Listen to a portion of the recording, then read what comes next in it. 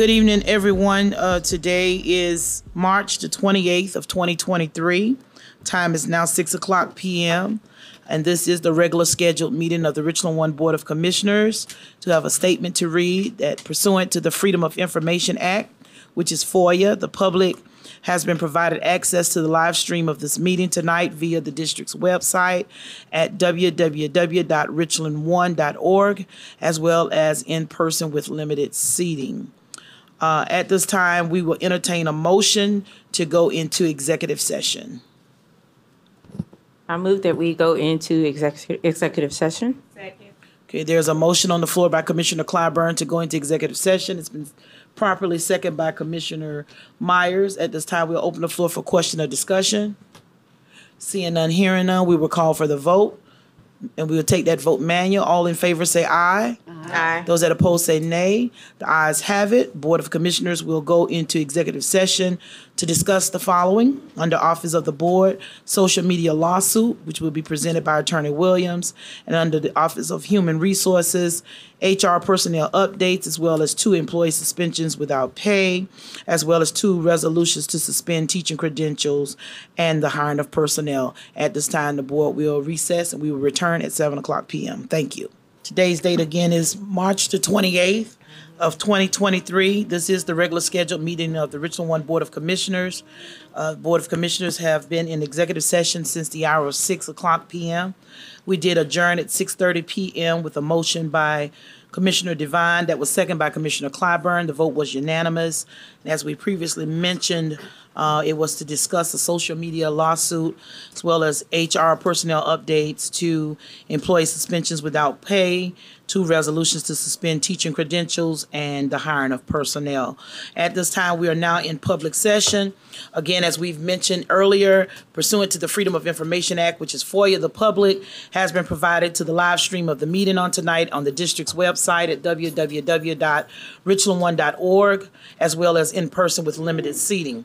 At this time, we will begin our public session with a call to order with our invocation on tonight by the Reverend Rebecca Shirley of Washington Street United Methodist Church. Thank you.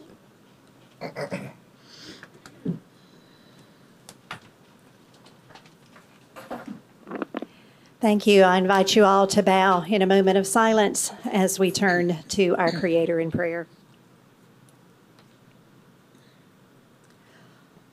Holy One, we come before you at this time tonight, as we have had a long day before us and we are filled with many emotions caused by the burdens and the joys of our lives.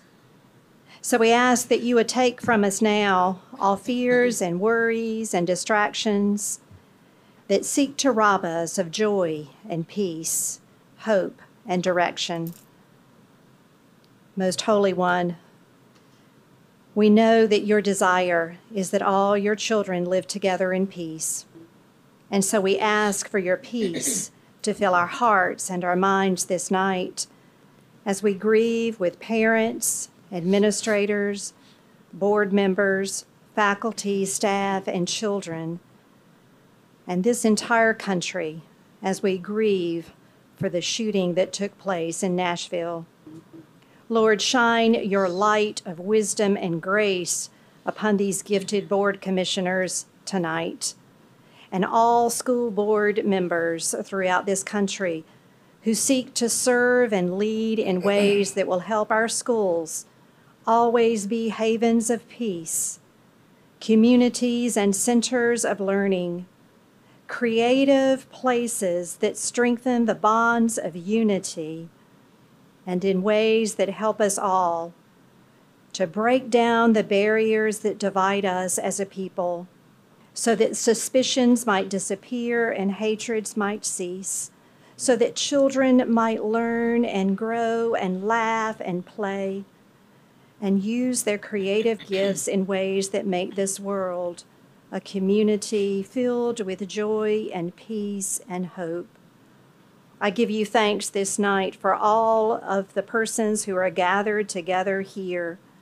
Grant to each one of them wisdom, strength, courage, and resolve to carry out their responsibilities as we all seek together to have productive discussions and grow closer as a community, for it is in the name of the one who came to show us how to serve with grace, strength, and love that we pray. Amen. Amen. Again, Reverend Shirley, thank you so very much for being here with us on tonight, and thank you for all that you all do in our community. We'll now move on to the adoption of the agenda. Is there a motion? Move for approval, Madam Chair. Second. It's been moved by Commissioner Devine and second by Commissioner Clyburn to approve the agenda for tonight's meeting. We open the floor for question or discussion. Seeing none, hearing none, we will call for the vote. We will take that vote manually. Can we do, well, I'm a yes. Bobby? Get Bobby. We'll call for the vote.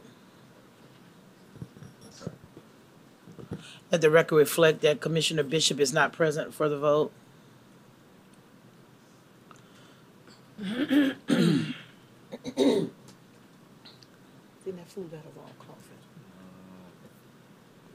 Let the record reflect that the agenda for tonight's meeting has been approved. There are 6 yeas and, of course, 1 not present for the meeting.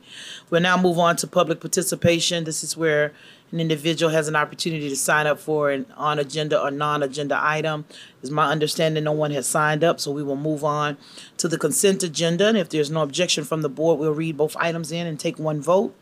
But we would definitely open the floor for question or discussion. 7-1 is the February 2023 monthly financials, and 7-2 is the March 14th, 2023 minutes. What's the pleasure of the board? Move for approval. Second. It's been moved by Commissioner Myers and second by Commissioner Devine. We'll open the floor for any questions on either item. Seeing none, hearing none, we will call for the vote electronically.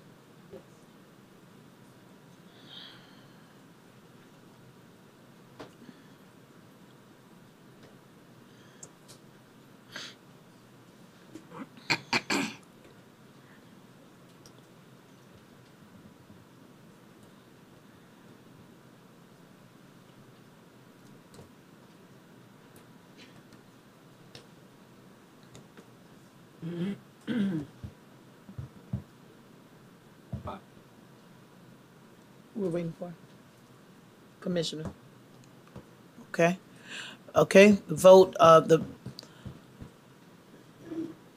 consent agenda was approved. The votes is 6 yeas and 1 not present, which is Commissioner Bishop. We'll now move on to the Office of Academics, which is 8-1, which is our virtual school program presentation being presented on tonight by Dr. Brazard.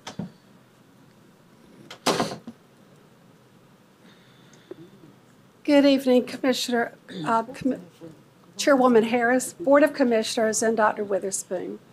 We are so pleased to have the opportunity to share with you tonight information about Richland One's secondary and elementary virtual school programs.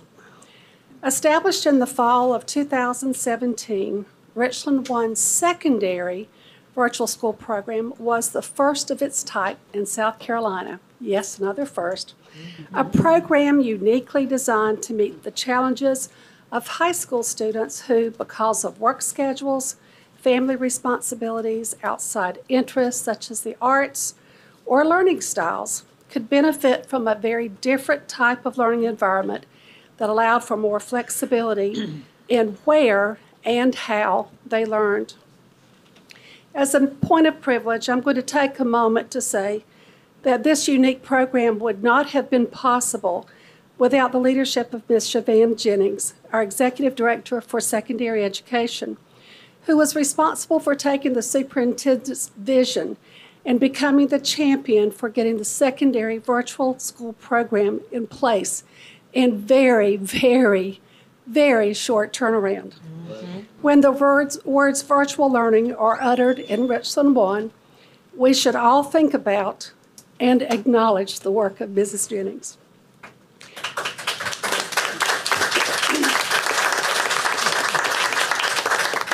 Since we opened the doors for our secondary virtual school program students in the Waverly building in 2017, more than 400 students have participated, and we have, ready for this?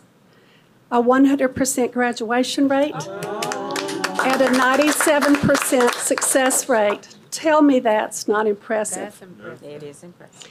Expansion of our virtual school program was a goal from the outset, but then we had that situation called COVID. And for a while, all of us were thrust into virtual and hybrid learning experiences, but those are not the same as what our students experience in our virtual school programs. Shortly after COVID, our secondary virtual school program was expanded to include middle grades. And now we have more than 130 middle and high school students enrolled in the secondary virtual school program. The growth in the numbers, I think we had 25 or 35 the first year, to over 130 now, has necessitated a move from a very small space in the Waverly building that we set up to accommodate students who needed extra support to a space that is more than twice its size in Waverly. COVID taught us lots of things. One being that while some students struggled in that virtual or hybrid environment, others simply thrived. And while some parents did not want their younger children to return to face-to-face instruction because of fears of COVID, many more simply wanted to have their students continue to have the opportunity to learn in an environment that had seemed to better suit their learning needs, and that had been discovered through COVID. So during the 2021 school year, we began implementation of our first elementary virtual school program. Today, we serve around 120 elementary students who learn primarily through a virtual platform, but come in from time to time for face-to-face experiences that support collaboration with one another and the development of social-emotional learning skills with their classmates. These youngsters and their parents love virtual learning. They love their teachers, their classmates, and they really love Mr. Webb, the coordinator. This evening, I am pleased to introduce to you our two coordinators. First of all, Dr. Audrey Harris, the coordinator of our secondary virtual program, who's been in that leadership role since it began, and Mr. Tony Webb, the coordinator of our new elementary virtual school program, will come and share along with students, staff, parents, and even some graduates. They're going to tell you more about our virtual school program and what this choice option has meant for them. This is a choice option.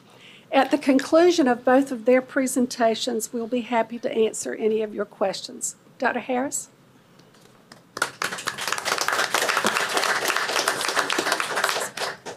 I think the clicker's working. I might just double check. Okay.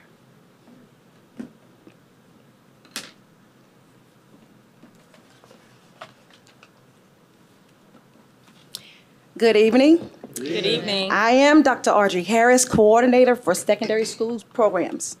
From dreamers to doers, to students striving for college and those needing additional support, the students in the secondary virtual program will receive the support that will help them gain knowledge and build the life skills they need to prepare for a challenging world and reach their biggest goals. Students enrolled in the virtual program receive many benefits that will help them thrive personally and academically.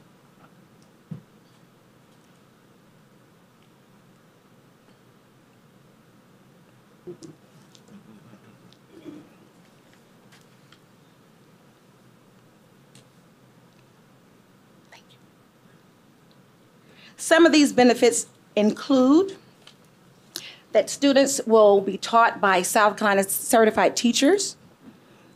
They will have individualized instruction and support. They will learn how to be self-directed learning students to make wise choices. They will have the opportunity to have challenging, engaging curriculum, including advanced courses. They have a unique opportunity to learn while exchanging ideas and collaborating with others. They have a flexible schedule and independent learning environment. And they also have the opportunity to work anytime, any place, and anywhere.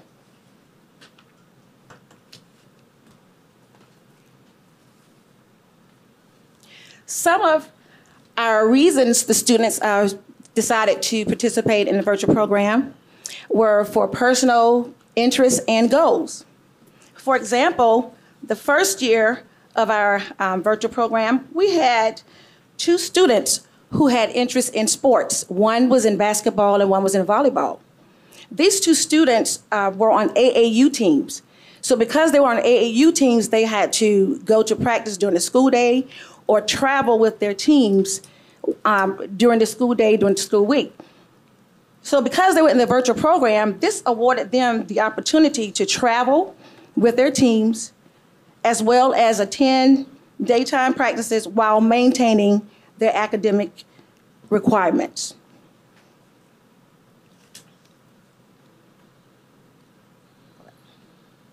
Other interests for students attending the virtual program were to provide support for families. Some had responsibilities as parents, and others just decided, I want to do virtual because this is the best learning environment for me.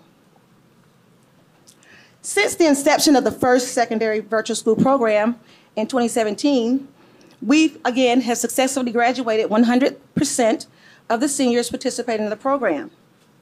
Graduated virtual students have enrolled in colleges and universities, such as Appalachian State, University of South Carolina, Benedict College, and the University of Kentucky, to name a few. Others have gone into the workforce.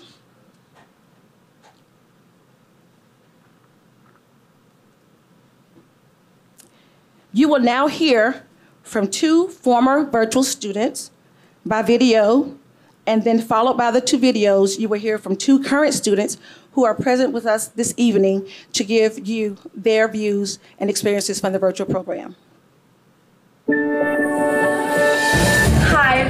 Hi, my name is Gracie Tanner, and I'm currently in my 2nd year here at the University of Kentucky. I attended the Richland 1 virtual school from my sophomore year to my senior year of high school. The Richland 1 virtual school helped me to actually enter college with enough credits to be a sophomore. It also helped me to take the classes that I wanted to take because I wasn't confined by what was available to my schedule. So I had a better idea of what I wanted to study when I actually came to college. The way the school is set up actually forced me to learn how to be really personally responsible for my work, and it also taught me how to best manage my time, which have really benefited me now that I'm in college. It also forced me to learn how to be really good at communicating with my teachers, which is a very useful skill in college. Thanks.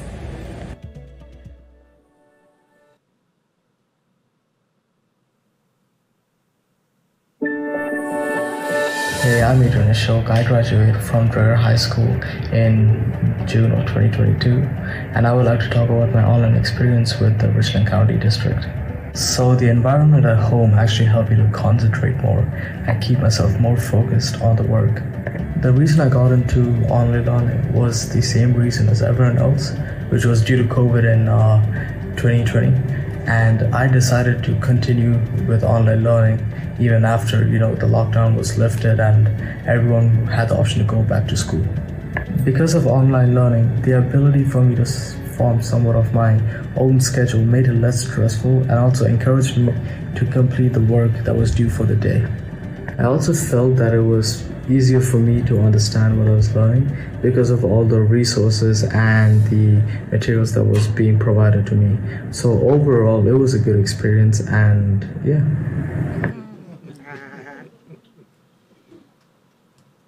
And we will now hear from Ms. Alasia Forsyth, 10th grade student from Lower Richland High School.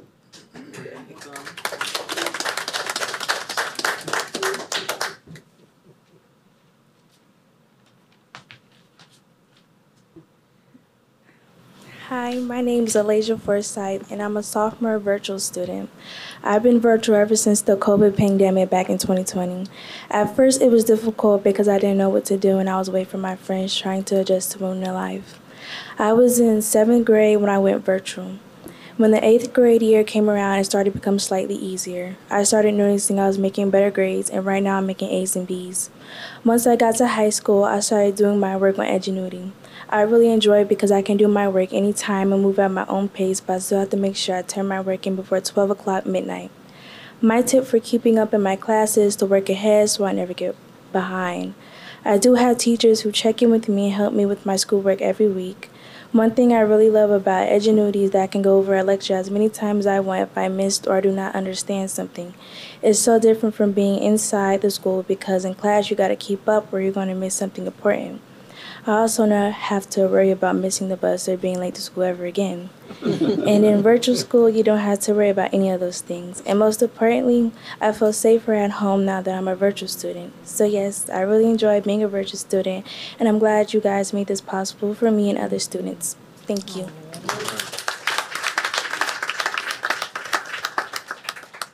Now we will have Joshua Sparks, another 10th grader from Lower Richland High School.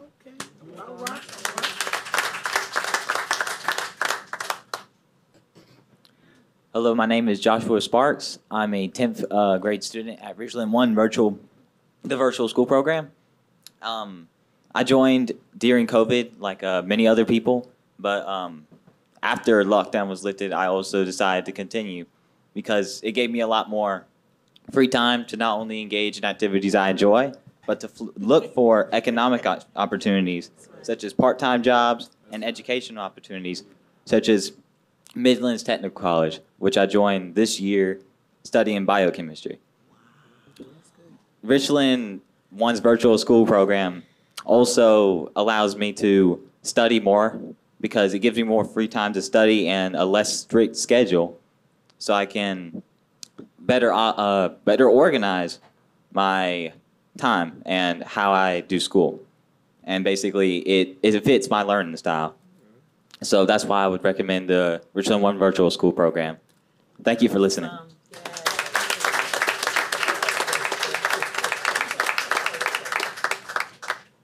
Mr. Webb from Elementary Virtual.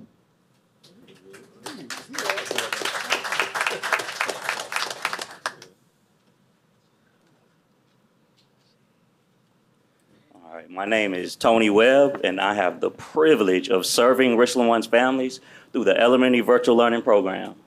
The Elementary Virtual School Program was created to give Richland 1 families another innovative educational choice to meet the needs of their students.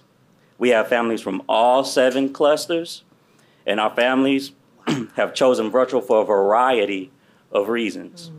What makes our virtual program unique is the live learning experiences that our students get to participate in. For example, our K to 2nd students have studied geometry and problem solving at Adventure. Our 4th grade students had the opportunity to explore astronomy and sound at the Columbia Museum. One of our favorite learning opportunities, the students, parents, and mine, was right here in Richland 1 at the Challenger Learning Center. Our 5th grade students spent the day learning science and math through completing astronaut simulations, flying drones, using weather instruments, and finishing the day using flight simulators. And I can tell you now, you want to get on the planes with the kids and not me. We believe our learning experiences should be designed to develop the whole child. For instance, our students commit to exhibiting learner dispositions. Our students practice resilience, boldness, curiosity, determination, and collaboration on a daily basis. Our goal is to prepare our students to be the next leaders, teachers, innovators, and problem solvers. Our feedback shows that this program is having a positive impact on our students, staff, and families. It brings me great pleasure to bring forward 3 of our students and a staff member so that they can share what the virtual learning program means to them.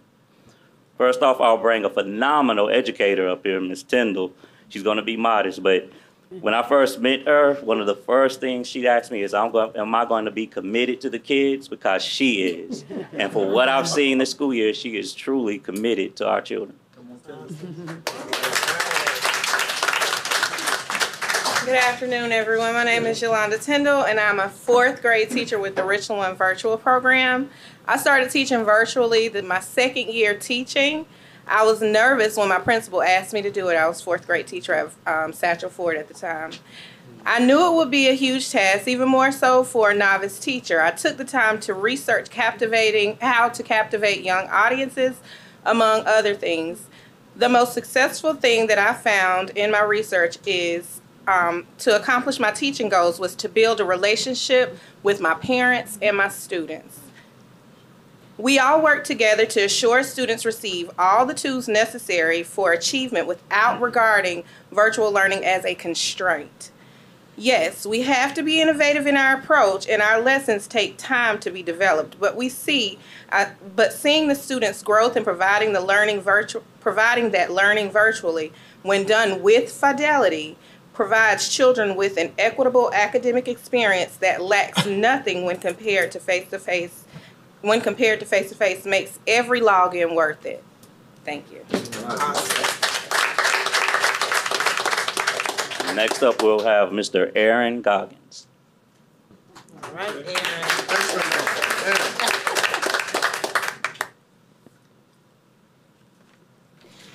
Good evening. Good evening. We are the virtual learning students, and we would like to share with you the learner dispositions that mean the most to us. My name is Aaron Goggins, and the learner disposition I want to share with you is collaboration. The virtual program allows me to collaborate with my friends online and in person. I like learning new things and sharing my ideas with my classmates. Thanks.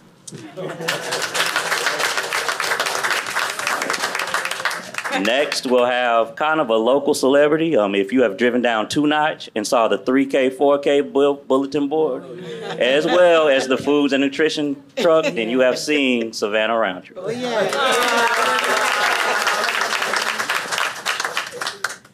Good evening. My name is Savannah Roundtree, and the learning disposition I want to highlight is determination. The virtual program has helped me become determined to be a better learner. I used to hate taking notes, but now I love taking them. I can concentrate better, and I enjoy learning online. Thank you. All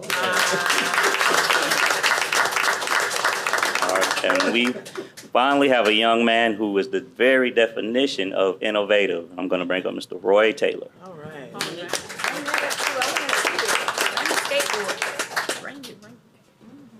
Pass it down. Okay.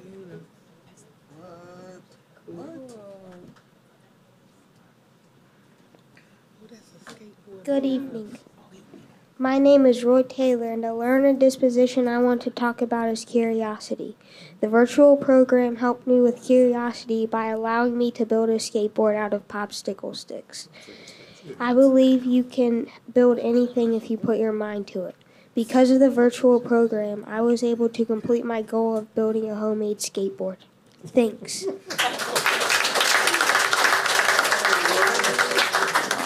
And next up, we'll hear from one of our parents.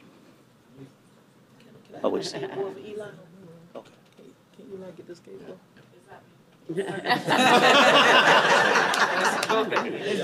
And she has kids in both programs, elementary and secondary. Hi, everybody. Hi. I'm not going to pretend I'm good at public speaking. I'm not. Never even spoken to a microphone. But I did prepare this morning to let everyone know what my experience with y'all has been like. As a parent of 10 kids, I struggle to find a perfect learning environment for them. I've tried homeschool, which was incredibly time-consuming. I'm not a teacher. It took a lot of attention away from the other kids that needed it very much. We went on to try public school, which turned out to have more serious issues. My children were met with verbal bullying as well as the COVID risk. I became constantly in fear of a school shooting as the threat became more inevitable. Through all of this, the virtual schooling program has been incredible for my children. Not only is it a safe environment, but they get the challenge, support, and encouragement they need to excel academically, and that they have done. I have 8 children entered into the program. 4 of them have been requested for the Einstein program since entered. One of them a Young Einstein program. 2 are working towards scholarships for college. My oldest, who is here with me today, has dual enrolled with Midland Tech this year and is currently working towards a career in biology. Not only has the secondary virtual and elementary virtual program benefited my children, but it has exceeded my expectations of what a school can actually be and provide for children. Thank you.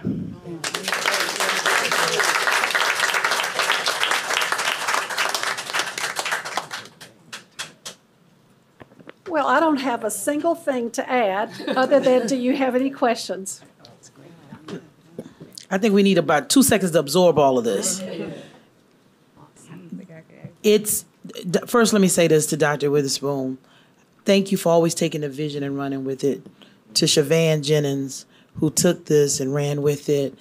To sit here as a board, sometimes we make decisions, and Aaron and Jamie, we were here when COVID really hit before a lot of the others got here. And it was driving us crazy because we couldn't see the kids. I mean, literally, y'all. It's hard on us when we can't see the kids, but, we had to do what we had to do. We had to put the kids virtual, this, that, and other. And Dr. Witherspoon came back and he said, we want to expand virtual. We want to do this and other. One thing, when Dr. Witherspoon comes to us with a good idea, you all know we support it. We support 99% of everything he brings because it's about kids. His decisions are always about kids. What he brings to us is all about kids. And Dr. Witherspoon, tonight, to sit here and hear from our young people, their experience, to hear from mom, to see the smiles on the parents' faces, lets us know we made a good decision to bring this virtual program. Again, this was the first one, right? In the state of South Carolina.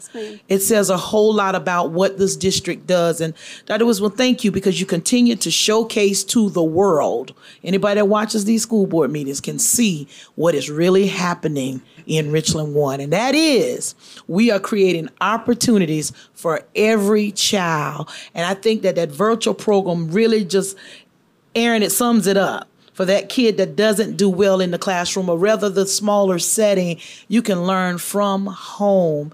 And even the accountability piece, you all didn't talk a lot about that.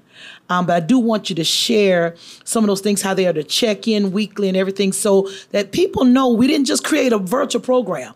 Our program is state of the art. It's unique to South Carolina, that the way we set that up. Can you elaborate on that? Absolutely. At the secondary level, there's an expectation, and has been since the outset of the program, that our students participate in weekly check-ins. One of the reasons we had to add more space is because we have more children. And so our children are required to come into the building so that we can have that face-to-face interaction to support their academic needs, but also to do checks about social, emotional wellness, and so forth.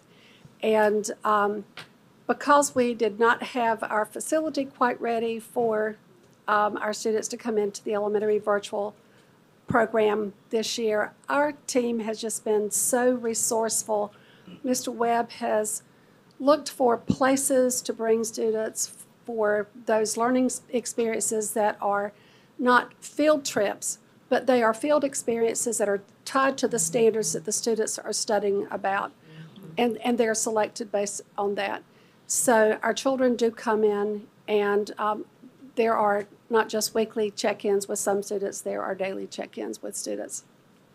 And Dr. Brazard, this program, we didn't invent this because of COVID. This was here prior to 2017 is when the secondary program and when we first started this program, Dr. was when I recall you sharing with the board. I believe we had a young man that was in high school who was the caregiver for his grandparents. And he was having to take them to dialysis or something. And Dr. Witherspoon came and he said, we have to still educate this child. He's got responsibilities, but we have a responsibility to this child. And that's the birth of the virtual program, making sure we speak to the unique needs, as I often say to my colleagues, those hidden needs that a lot of folk don't see. Our young people today have responsibilities that a lot of us didn't have to experience. But when you're in a school district that makes sure that we still meet your needs, says a lot about the leadership, says a lot about the folk that we have, the excellent teacher here, Dr. Harris and Mr. Webb over there. We thank you for this presentation on tonight. We're going to open the floor because I know my colleagues have plenty to say as well, but this is just so heartwarming to see our young people excelling and doing well in this program. Okay, Commissioner Lomanak. Thank you, Chairwoman Harrison. Thank you, Dr. Brazard, and everybody for the presentation. Someone at the last meeting when we were talking about language immersion made the good point that programs without transportation aren't true choice programs, because that's one of the biggest hurdles for many families. For virtual programs, obviously the hurdle is access to the internet. What do we do for families that want to participate in the virtual program but may have trouble accessing the internet? I don't know personally of any students that have difficulty accessing. Generally, if they have applied for the virtual school program, they know they have access and it's an option. They consider it a viable option for them. I will say that we have provided hotspots to families. And you mentioned transportation. In the very first year, one of the things that we were very concerned about was making sure that students who wanted to come to the virtual program had options for doing so. So we worked closely with CARTA to be sure that there was a drop not far from the Waverly building so that our secondary students could take advantage of that at no cost. Great. Thank you very much. Okay. Any additional questions? I saw the young lady in the back saying yes about the hotspots. Did you have something you wanted to share with us about that? Yes, ma'am. Mm-hmm. We also do ride share for elementary students who need to come in for testing and may not have transportation. So we make sure that they all have access to it. Okay. I'd like to thank the educators who are with the program, the parents who had the foresight to say this is what my child or my children need. Congratulations to the students who are progressing and who are still interested. We salute you and thank you for showing up tonight and sharing with us the highlights of what you do and making us aware of what it is that the program does for you. Thank you again for showing up. Okay. Any additional questions or comments from board members? Commissioner Devine? Thank you. Thank you, Madam Chair. Thank you all for the presentation again on tonight. We appreciate what we've seen and what we heard on tonight. The mission of Richland School District 1 is we are Richland 1, a leader in transforming lives through education, empowering students to achieve their potential and dreams. And so, Mom, you spoke to it tonight. You have 8 young people in your household, and virtual, 10 in all. And this is a true testament of what the vision of this man sitting here and this board supporting what they've done, and they make this happen. We just sit at the dais and we've supported him over the last 8+ years that he's been here. So thank you for your testament and your testimony for what we heard on tonight. And to our young people, thank you for your testament, your testimony on tonight too. Any additional comments? Commissioner Clyburn? Yes, I just wanted to just make a statement about the parents, students, and teachers as well. Just to see the pride, that was on the parents' faces as the students courageously got up here and did their presentations, and the teachers, you can tell, you can see it in your heart, you can see it on your face that you care about your students. So I just wanted to commend that in the community, just coming together as a whole. For the different issues that a student may be going through that need this program, the virtual program, for various reasons. And all of you touched on that today, so I just wanted to congratulate you all. Thank you. Okay, thank you. Commissioner Myers? I just have a quick question that came to mind. Without having access to like PTA meetings, how often do the parents have opportunity to meet with the teachers, face to face or online? Would our parent like to address that? Any one of our parents like to address that? We often have parent-teacher conferences. They take out time to schedule conferences with the teachers. When you say often, I'm just is it quarterly, weekly, just so I can have a better idea. It's quarterly unless needed, and they'll ask if anyone is in need of a conference at any time, and we actually have their phone numbers and emails to contact them. All right, thank you for that. And Commissioner Myers, I don't know if you picked up on in Mr. Webb's presentation that it's not just the children who are having a great time through the learning experiences, but many of our parents join in on those learning experiences as well so they can continue to provide the support at home. Yeah, I could definitely tell by the relationship in the room that is very close. I would just like for people to hear that information. And what is some of the different objectives, programs that we do for the students that's probably falling behind on certain specific subjects? Well, just as we are required to provide interventions for students who may need extra help in reading or math, all of the state requirements for us to provide extra support in a face-to-face setting still exist in a virtual environment. So we still provide support to meet all the requirements of Read to Succeed. I would say that the intervention support is equal to or in some instances maybe even greater than in a face-to-face environment, but it is at least equal to. And last questions, how about schools activities like clubs or sports or band or music?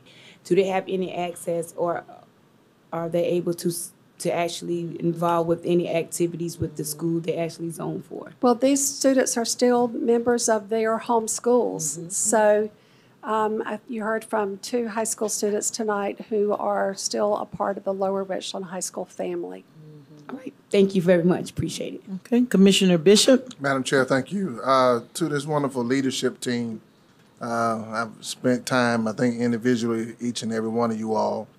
Mr. Webb, I remember standing over here and hearing the passion in your voice to make sure every day, every child mattered. You recall that almost 6 years ago? And to see what you're doing says a lot about what we do as a district. And what I would tell you all, Dr. Harris, is that, you know, Jamie quoted it, and I love to always quote it as our mission. The most powerful word in that statement is transform. And the only way you can transform lives is that you got to transform your organization.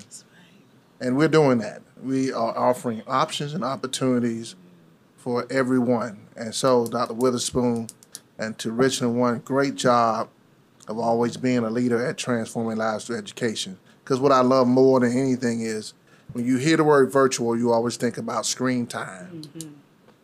But here we are doing a great balance between screen time and on the scene time. You know, because when you can go outside the classroom and not just have a field trip, but a field experience, that expands the learning experience. So to this entire community, great job. Thank you all for everything you do. Hopefully you all will give us enough feedback to keep making this program better. And hopefully we can keep leading from the front as a district. I appreciate each and every one of y'all for showing visionary leadership. Thank you. Commissioner Devine. Thank you, Madam Chair. Just a few questions. Let's talk a little bit about, we've heard the good things that are going on. We appreciate that. Let's talk a little bit about some of the challenges, and Dr. Bishop just hit on one, online fatigue. Have we noticed that, or has that been any type of challenge for our students at this point? Well, one of the reasons that you don't see as much online fatigue is because this is anytime, anywhere learning. And so it's not like you're sitting in front of a screen all day long. So at the secondary level, I think you heard some of our secondary students talk about how one of the things that really helps them is that they can learn and get, one of our young ladies said, we know that assignment has to be in before midnight. But they can make some decisions about the best time for them to engage in learning. If you're a night owl, then that might work really well for you. If you go to bed early, then you might need to do your learning at a different time. The learning for our secondary students is more self-paced. At the elementary level, there's more direct support and expected check-in times for students. So another potential challenge that I see from where I sit potentially may be lack of engagement or passive learning. Have we noticed any of that at this point? Well, Commissioner Devine, with teachers like Ms. Tyndall, do you really expect that? It is more challenging to have engagement in a virtual learning environment unless you're a teacher like Ms. Tyndall and you know what you're doing, she knows how to engage those students. Yeah, exactly. And one last, as we look, this is the month of April, so we're now to benchmark testing. How do we complete state testing virtually? The students we use rideshare to bring in students who may have difficulty with transportation so they can get in. And our students who are in the virtual program are held to the same standards for all testing as all other students. And we do not find a problem with getting the students here. It may require a little extra work on the part of our coordinators and teachers every once in a while, but they get the job done. Very good. Thank you. Thank you, Dr. Bazar. Thank you, Madam Chair. Commissioner Myers and then Commissioner Bishop. Just to go back with his question, last question, if I get a full understanding. So when they come in face-to-face to take the state testing, it's from 7 to 2? It's just regular schedule. Okay. So it follows the same schedule as we follow across the district. Okay. Thank you. One question, Madam Chair. Dr. Broussard, as they continue to lead from the front as a staff, and thank you, Ms. Tyndall, for saying that you did your own research on how to keep students engaged. Is there a specialized professional development module for this team so they can continuously? Well, Commissioner Dr. Bishop, we are really big in the development and promotion of micro-credentials. And I can see these individuals being involved in the development of micro-credentials that will support online virtual instruction. I like that now. We're giving them, these elementary folks are just in their second year, so we're giving them a little bit of time to catch their breath. But you sort of forced me to put that out there. That's on the radar. Sorry. Forward thinking, sir. Forward thinking. Okay. Were you good? And one final question, but I think Dr. Witherspoon answered it. The program is set up or designed. It does have limited seating based on staff and things of that nature. So it's not something we can just, it's limited. Well, I don't believe that we have turned any students away in the elementary program this year, and I think we're not at full capacity in either one of the programs. That's good to hear. Right now. Good to hear. Anything else from any other board member? Let me just ask that quick question. Yes, sir. Do we serve students with IEPs? Yes, yes sir, we do. Okay, very good. Yes, all right. sir. Thank you. Thank you. Any additional questions, comments? Dr. Wilson, would you like to say something? He's being. Yeah. Just very appreciative, certainly, first of all and foremost to this board, because, I'll hear you all talking, or we'll talk as a staff, and, we need A, B, C, and D, and EDs and so forth. And it's great to have a team that you can go to and give them a charge or a challenge or an opportunity, and they rise to the occasion. And as you all put it, providing these options and opportunities. And I'm beaming because I see our young folks and our parents. This is what it's about. Right.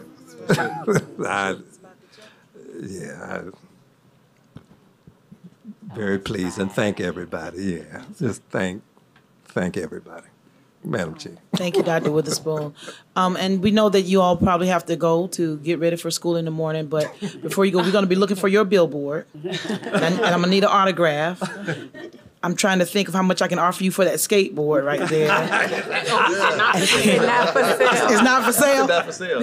We're going to talk about it. We'll have some for sale. And then to my two high schoolers, we'll be looking forward to graduating you guys real soon, okay? But congratulations to each of you and even to your parents. Thank you for entrusting your children in our care. Amen. It says a lot, and you just constantly remind us of how important it is what we do every day for our children. Thank you so much. And thank you for being here. Madam Chair. Thank you. Madam Yes, Chair. sir. Yes, sir. Sorry. Man, I had to ask you, how many lollipops did it take? Right. It's no. I got to figure it out myself.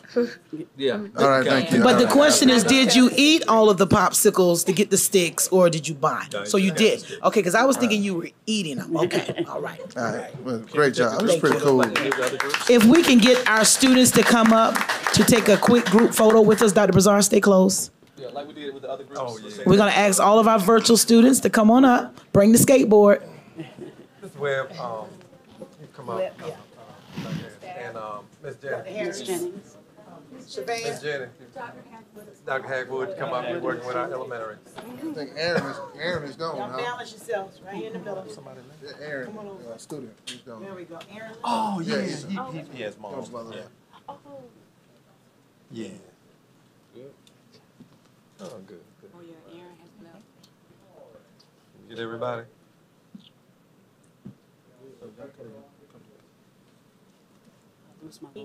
Oh, I'm sorry. Yeah, I'm sorry. This is good.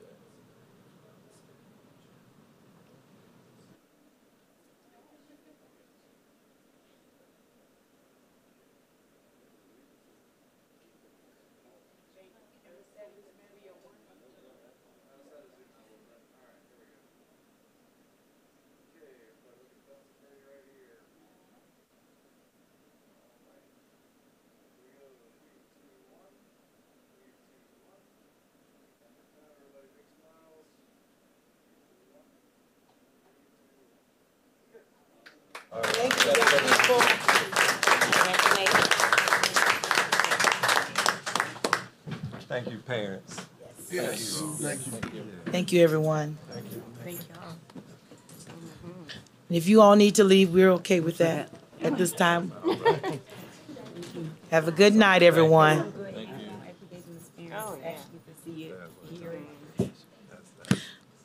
We'll now move on to the Office of Operations. And if there's no objection from the board, we can read both contracts in. 9-1 is Scholastic Summer Reading Books. And then 9-2 is a contract to provide large kitchen appliances district-wide. What's the pleasure of the board? Move for approval. Second. It's been moved by Commissioner Bishop. It's been seconded by Commissioner Devine. We'll open the floor at this time for questions on either item. Seeing none, hearing none, we will call for the vote.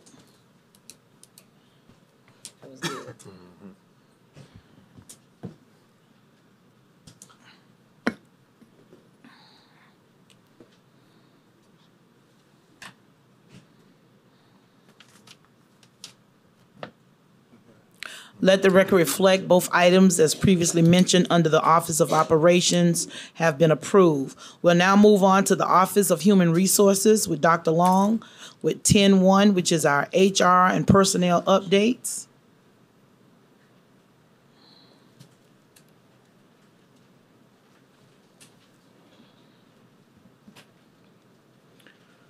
Madam Chair, Board of Commissioners, Dr. Witherspoon, I provided the personnel HR updates for you all during executive session as information. Okay, this is an information item. Floor is open for any question or discussion. Seeing none, hearing none, we'll move on to 10-2, which is employee suspension without pay. Dr. Long. Pursuant to Section 59-25-450 of the South Carolina Code of Laws, the administration recommends that the employee with the initials NR employment be suspended without pay for 3 days. The administration so recommends. You've heard the recommendation of the administration. What's the pleasure of the board? Move for approval. Second. Been moved by Commissioner Myers, second by Commissioner Clyburn. We'll open the floor for question or discussion. Seeing none, hearing none, we will call for the vote.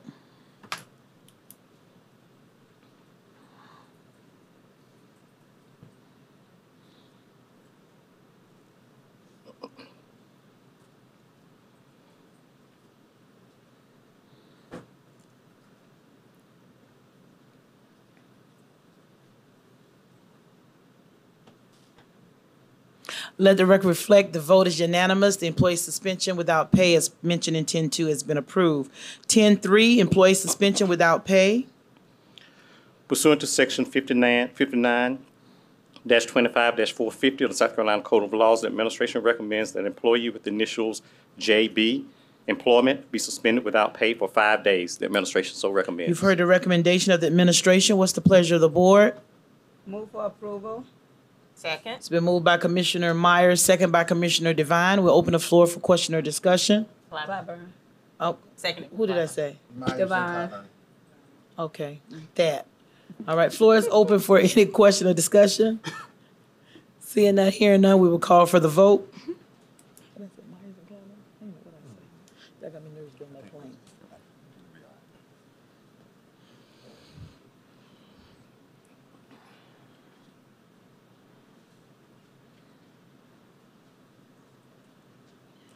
Vote is unanimous. The employee suspension without pay, as previously mentioned in 10-3, has been approved. 10-4 is resolution to suspend teaching credentials. Dr. Long. The administration recommends that the board approve the resolution asking the State Board of Education to suspend the teaching credential for employee EJ for unprofessional conduct, breach of contract. The administration so recommends. You've heard the recommendation of the administration. What's the pleasure of the board? Move for approval. Second. It's been moved by Commissioner Myers and second by Commissioner Clyburn. We'll now open the floor for question or discussion. Commissioner Lomanak. Thank you, Chairwoman Harris. We lost some teachers on February 14th when we did this. We'll lose some more tonight. We have 204 teacher vacancies, teacher openings in high school, middle school, and elementary school right now. That number is going up every week. It will continue to go up as contracts are turned in May. I do want to point out how one-sided these contracts that we're alleging that the teachers breached are. On February 14th, I asked the administration what the district's responsibility pursuant to these contracts are, and I was really struck that the answer was multiple obligations, and that's just not true. Anybody can look at these contracts. It's in paragraph 2. We have one obligation to pay the teachers. And then the rest of that paragraph creates a bunch of caveats that allows us to get out of paying the teachers under certain circumstances. But then for the teachers, it's a much more open-ended requirement of them, and it includes the language, the administration may assign reasonable extracurricular activities to the employee. Teachers have been complaining about that language for years. The other thing we've got to notice is they're required to sign this contract in May. They don't know their salary. They don't know who their principal is going to be. Think about that for a minute. Think about people that sign up for a job, don't know how much they're going to get paid, and don't know who their direct supervisor is going to be.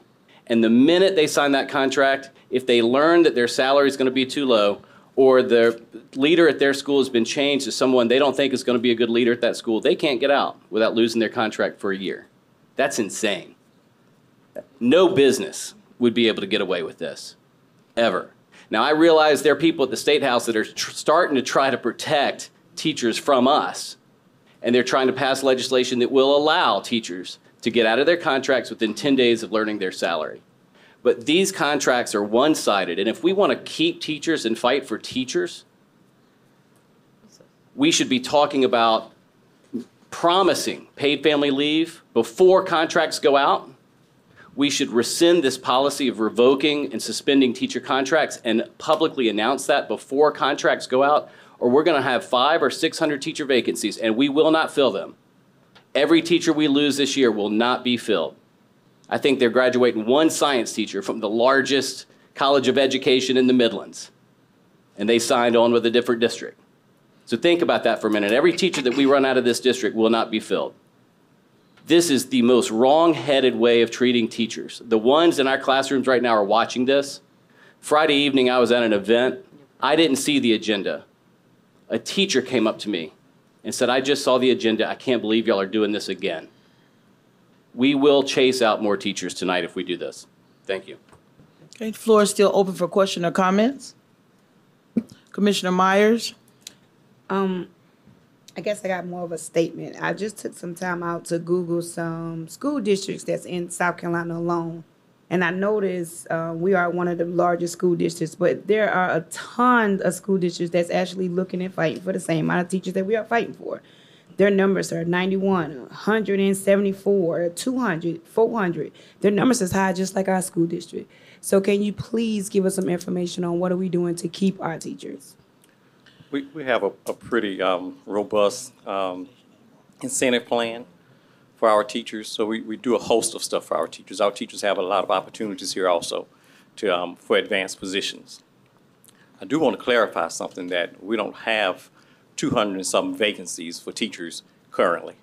We have 88 classroom teacher vacancies, and we've been tracking around 88 and 89 for some time. But these teachers who breach their contract add to that. Okay. And I believe my second part of my question was, I believe I mentioned this at the last board meeting. There are some process and protocols that's put in place, and the teacher have a full understanding before they sign the contract what they need to do when they dislike the contract or would like to leave for their position, correct? Yes, ma'am. All right, thank you. Okay, any additional questions, Commissioner Devine? I'm sorry, Commissioner Lomanak? Thank you, Chairman Harris. Just 2 points. I did correct myself when I said teacher vacancies and said teacher openings. I do recognize the difference, but there are 204 listed on the website right now. I realize a little less than half of those are actual vacancies right now. I do want to make one statement, because so many teachers contacted me after February 14th, both angry and frustrated and some sad, that there was an allegation that any teachers were just walking away from their jobs and getting paid for days they didn't work. It's not true. One teacher had to fight to get paid. There was an allegation that he owed the district money. He has since been paid the $5,000 that he was owed. I'm sad that he had to fight to get paid, but I'm even sadder that we would suggest that he or any other teachers were paid for work they didn't do. And I wanted to make sure and clear up that one instance has been settled, addressed, and the teacher was right. Okay, and I want to remind everyone, the motion on the floor is a resolution to suspend teacher credentials, as Dr. Long mentioned. So I'm going to ask you some questions directly to the motion. You're asking us on tonight to suspend credentials based on what findings? The breach of contract, unprofessional conduct. Unprofessional conduct. Also, when employees are hired in the district, are they hired to a school or they're hired to Richland 1? They're hired to the school district. So, and I think that's across the country, across the state. For the most part, So yes, for the ma'am. most part. So when someone applies for a job, they are hired to work for Richland 1, and then they are assigned a school, correct? Yes, I just want to make sure I understand this correctly and that we are speaking directly to what's before us right now. In your bringing this individual before us, the state allows us to request a suspension of those teacher credentials because of the breach, et cetera. And you follow the proper protocol and guidelines. That's why you're bringing us before us, correct? Yes, ma'am. All right. Any additional questions from anyone? Commissioner Weston? My question is this: having been on the State Board of Education, I know that districts will bring teachers in front of the State Board, and the State Board is expecting the district to have done everything possible to see if there was something else that they could do other than ask for the suspension of the license. If someone in a district office or someone else other than a teacher who had signed a contract, they would not have a breach of contract, and so their licenses would not be pulled. They would just be allowed to resign and move on. Is that correct? No, ma'am. Okay, what happens then if I were an employee just of the district and I did not sign a contract for those days with you? Well, if you're a certified employee, as I've said once before, if you're a certified employee, you're open for the very same thing, that you can have a revocation of your teaching license. If you're not certified, then there's no license to be revoked. So you can walk, if you don't have a license, you can walk away and just resign. But if you have a license, that license can be revoked. If you're a classroom teacher. Only a classroom teacher. Or administrators. If you're certified, in whatever capacity Right. you hold. Okay, and so is there any other way that a teacher can walk away without having their license pulled? We have some criteria set for those folks. If someone moves, as I've said one time before, if someone moves to Charleston, we don't expect them to drive from Charleston to come to Richland 1. So we'll allow them out of it, but there's some things they're required to provide for us. If they do that, we'll release them. If someone's having to stay home to take care of a family member, there's some things they're required to provide for us from their physician. We'll release them. But when they don't do that, and we request that they do that, and they don't do it, we have no other options. Okay. Any additional questions? Commissioner Clyburn?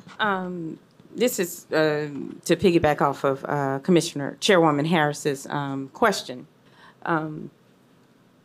When we have a potential candidate, a teacher, to sign a contract, there's a base salary involved, correct? Yes, ma'am. So that base salary, it's recently been, increased by the state legislators.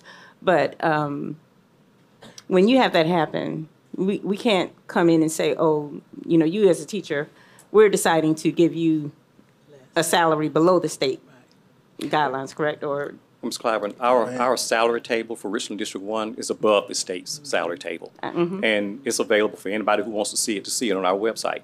As well as when we do recruitment events, we pass out salary tables. So they know exactly what the minimum is going to be. Usually, it's more than what they've signed up for whenever we start the academic year. Okay, and I think I'm getting that understanding. So when a comment may have been made saying that teachers are signing a contract not knowing how much they're going to get paid, everyone should know, or the information is out there that you will receive a salary no less than such and such. Right. We've never gone backwards on our salary table. Thank you. I just wanted to make that clear for the public. Okay. Commissioner Bishop? And I want to drill down a little more because in the bandwidth of the salary table pay, there is some opportunity for friendly negotiation of pay with human resources. Is that possible? Or y'all just give a offer? No, sir. We put teachers on the salary table where they're supposed to be. Okay. It's based upon their education and their experience. Okay. And the thing I'm asking now, because I want that clarity, is that when we look at the budget cycle, we do get a certain amount as a district to operate on. And I think, Dr. Witherspoon, our percentage of our budget is about 85% for human resources, or somewhere for salaries and salaries. Yes. And so we're working with a fixed box of a budget constraint on what we're paying. So if you were to flex all of those payments or those salaries, we could almost break the bank in a sense, because everyone is asking for something outside of the table. So that's why you have a table, to protect the organization for paying out more than we have. Is that the right way to? It ensures that there's fairness across the board for okay. all employees and all teachers. So we can't flex because everybody wants more than what they're being paid. Yeah, that's right. That's right. So you're being paid based upon your experience, yes, sir, and your education as teachers. Thank you so much. Commissioner Myers? Just a quick question. Help me get a better understanding. If the state and the school district do away with pulling or suspending teacher credentials, what other guidelines or what else can the school district do? I don't know if there's not some consequence, excuse me, for teachers who breach their contract. There's almost no reason for issuing contracts, because at any point that a teacher needs to leave or wants to leave, they can leave. And let me clarify something. We've got, I think I brought before this board 8 teachers who've breached their contract. We've had 20-some teachers we've released because they followed the protocol. The majority of our teachers, we talk about over 1,900 teachers in the school district, they have no issue whatsoever with it. They come in, they understand they've signed a contract, they intend to hold with that contract, and that's what they do. And those who need to leave, who want to do it the correct way, they do that the correct way. But then we have those far fewer than 1% of our teachers who leave and won't do it the correct way. So this policy is put in place for a specific reason, correct? Yes, it is. Thank you. We need to have certified teachers in our classrooms as much as we can get. Commissioner Lomanat? Thank you. I do want to correct one misperception. Until we pass our budget, we don't issue the salary schedule.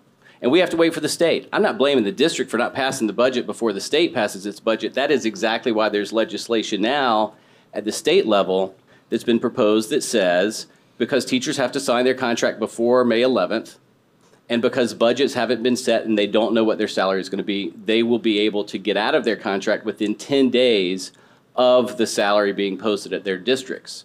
I understand that we have prior history, but last year, that's why teachers were asking, what's our salary schedule? Where is it? Because until we post that, until we pass our budget, we don't know exactly what their salary is going to be.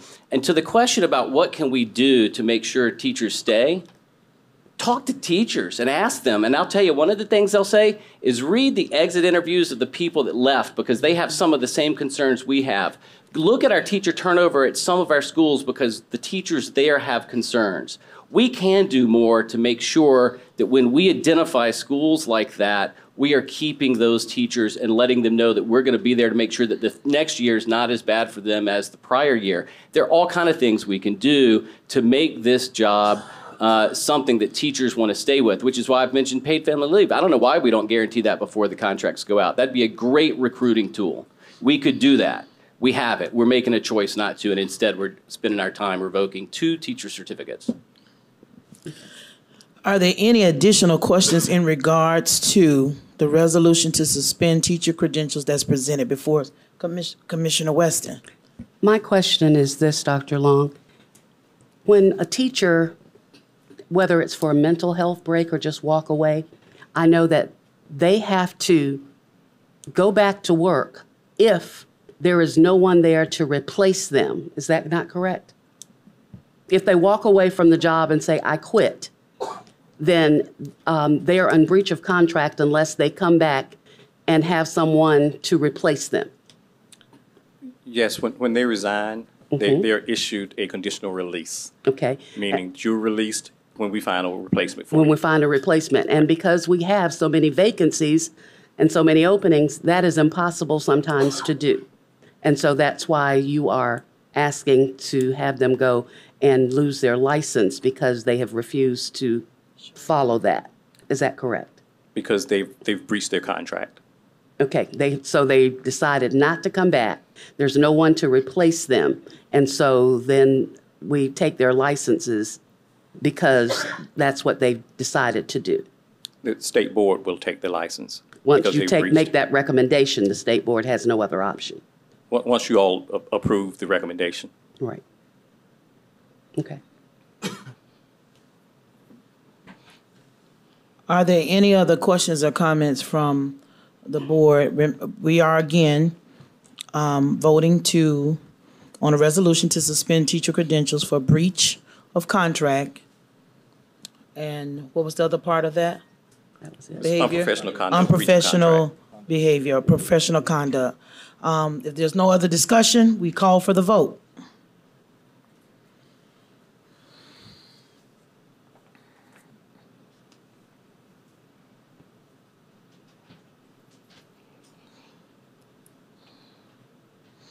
Okay. Let the record reflect the motion did pass. There are 5 yeas and 2 nays. And Dr. Long, before you go to the next item, on the heels of this, we will make sure during our next board work session, we circle back around, Dr. Witherspoon, to provide clarity on some matters, because I want us to understand, and I just had a crazy thought. A man is on the table for surgery and the doctor doesn't show up. I'm gonna just leave that there. There's a responsibility, there. And I think that we have to remember, and this is not against any teacher because I wouldn't do that. There's a responsibility and obligation that we all have. You can't go and get a job at Walmart and not show up to work and plan to keep the job. You can't get a job at Food Lion or at the bank or any place. They set a schedule. I needed you here to open the bank. And I think sometimes we've got to really look at the bigger picture. That's not to take away from teachers' rights because they have rights just as any employee in any industry. But back to something that Dr. Long said, and that's why I want to add this to our work session's agenda. If we're not going to enforce the contract, then why have a contract? And as you stated, you got 1,900 employees with no issues. Those that want to leave the correct way. But every now and again, we have an issue or concern. And I'm quite sure without saying it today or in the times past, there may have been a classroom sitting there with 20 kids with no teacher. But somebody signed a contract saying they were going to show up. And that didn't happen. So the only recourse we have is to do what we just did, this resolution. That's our only recourse. Is that correct? Yes, ma'am. So Dr. Witherspoon, if you can just note that, we need to add that to our work session. Again, some great ideas came from our colleagues of things we can do to ensure the medical leave and things that we need to talk about in that budget work session. So we just need to make sure we're making a note of these things. Our salary schedule is set. If there's an increase, it would be those that are at the top of the steps, correct? So that's the only change to a salary scale. Am I right or am I wrong? No, ma'am. Our base is higher than the state. So if the state goes and implements an increase, it's not even going to touch ours because ours is higher. It is high, unless they go way out. Way there. out. So as a matter of fact, a few years ago they did that, and we were already above what the state said. So my question to you is, if the state is not going way out, going back to Commissioner Clyburn's point, then you already know the base because it's set. Yes, ma'am. Okay. All right. Just wanted to clarify that. We're about to move on to the second resolution, which is 10-5, resolution to suspend teaching credentials. Dr. Long and Dr. Witherspoon, please make notes of that so we can add that to our agenda for the board. Thank you. Okay. The administration is recommending that the board approve the resolution asking the State Board of Education to suspend the teaching credential for the employee EU for unprofessional conduct, breach of contract. The administration so recommends. You've heard the recommendation of the administration. What's the pleasure of the board? Move for approval. Second. It's been moved by Commissioner Myers, second by Commissioner Clyburn. We'll open the floor for question or discussion. Seeing none, hearing none, we will call for the vote.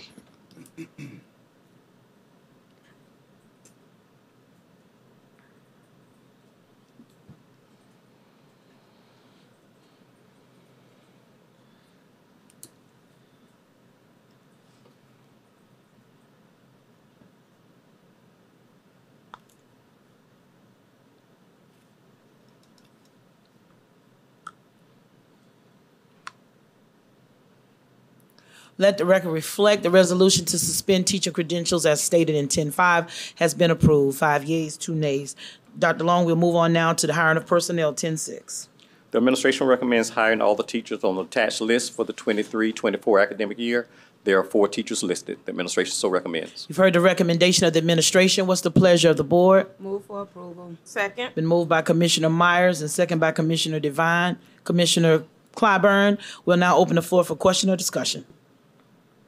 Seeing none, hearing none, we will call for the vote.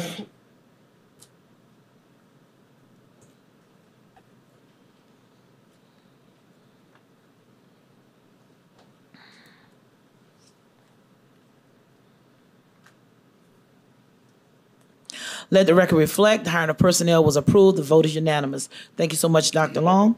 We'll now move on to the office of the board with 11-1. Our social media lawsuit being presented by Attorney Williams.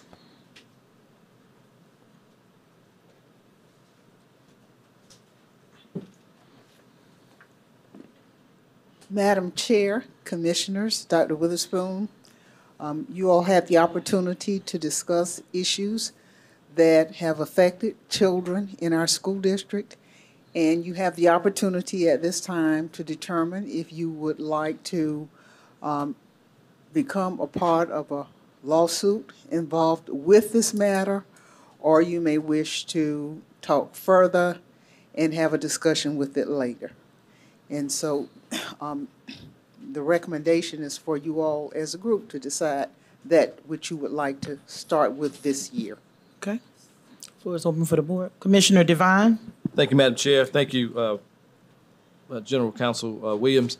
We did discuss some items in executive session regarding the social media lawsuit, and those items, particularly as it pertains to students, and the benefit will be to the students if the outcome of the lawsuit is positive.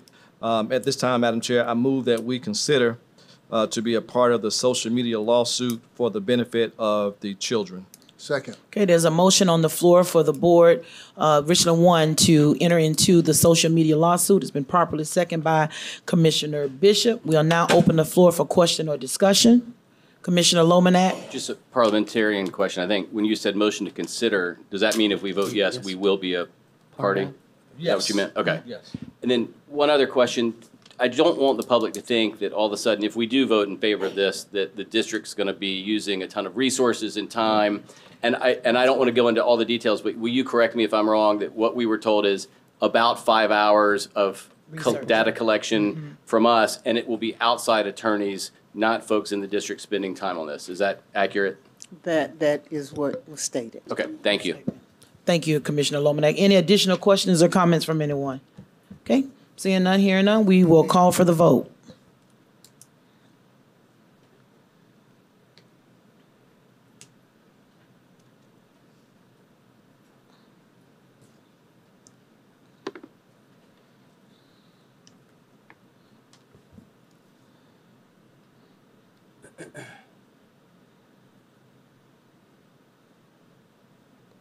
Let the record reflect that the vote is unanimous to have Richland 1 join the social media lawsuit.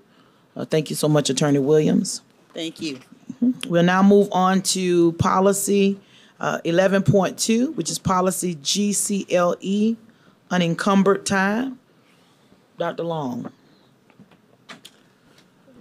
The administration is recommending that the board approve the policy GCLE, unencumbered time, from the first reading in order to meet the state requirement by April 17th that this board policy be adopted. The administration so recommends. You've heard the recommendation of the administration. What's the pleasure of the board? Move for approval. Second. Been moved by Commissioner Myers and second by Commissioner Devine. We'll now open the floor for question or discussion.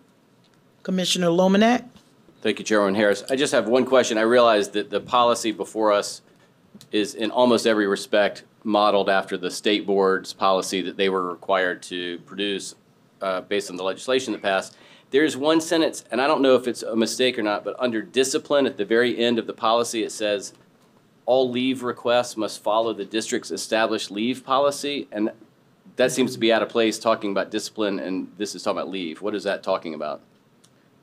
It might be in the, the leave, meaning that whenever you are they have their 30 minutes.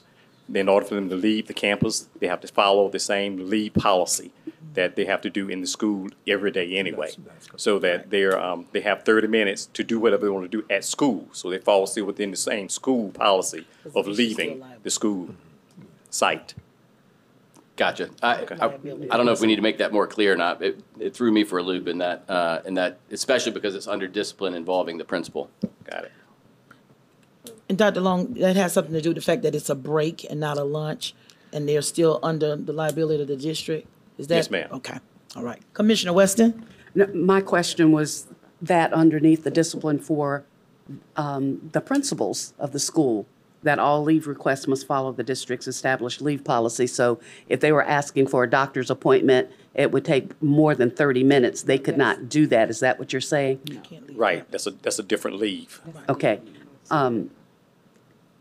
I too agree that we need to clarify it a little bit more, because it does seem as if you're saying they have to follow the district's established leave policy when really they're just going to be on campus and not leaving per se.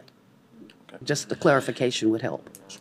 If we can clarify that, Dr. Long, I understand what it means, but at the end of the day, when this 30 minutes encumbered time is really a break. Mm-hmm. It's really what it is. Yes, ma'am. And on any job, when you take a break, you can't leave the place of employment because you're still really on their time. Yes, ma'am. You're just breaking. A lunch is the only time that you can actually leave the work site. So if we can somehow just polish that up, that they better understand it. Like I said, I understand HR. But others may not understand why it's saying that you can't leave, because some may want to challenge that and say, I want to go to McDonald's right quick, but you're really on the district's time. You leave and go to McDonald's, have an accident, it can get into a whole lot of things that don't want to be. So I think we do need to clarify that a little bit. Commissioner Myers? Can you just give the board an example of a 30 minutes break? Not considering like a lunch or a planning period. Well, during this 30-minute unencumbered time, teachers are able to do what they want to do, meaning they can go back to their classroom and just sit if they want. They can just sit and read a book if they want to do that for 30 minutes. Whatever they want to do for that 30 minutes, they don't have students to be supervising at all. And the principal cannot go in to require them to do that unless we get in some kind of issue with a real shortage, that it's an emergency that they have to do that. But other than that, every day, they have their 30 minutes of time. That's their own time. Just for the public, is this for all staff?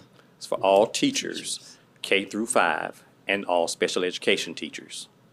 Just for the public, it's not before school time or after, correct? Right. We can't tack on time at the beginning of the school day or at the end of the school day to make this thing work. All right, thank you for that. You're welcome. Any additional questions or comments? Okay, seeing none, hearing none, we'll call for the vote.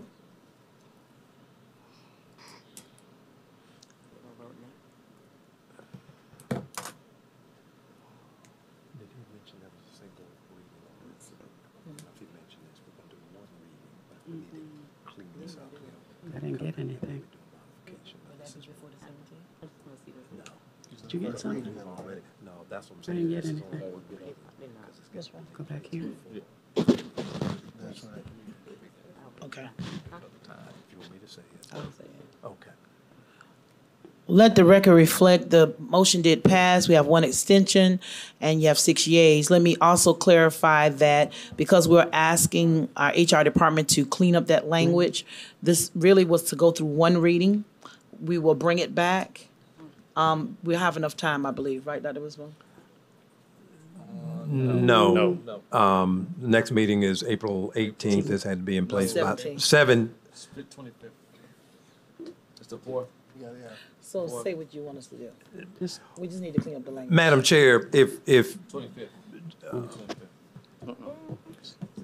if we can, if you would allow the, based on the vote, allow the administration to go back and look at that language, but we want to be sure we're meeting that state timeline.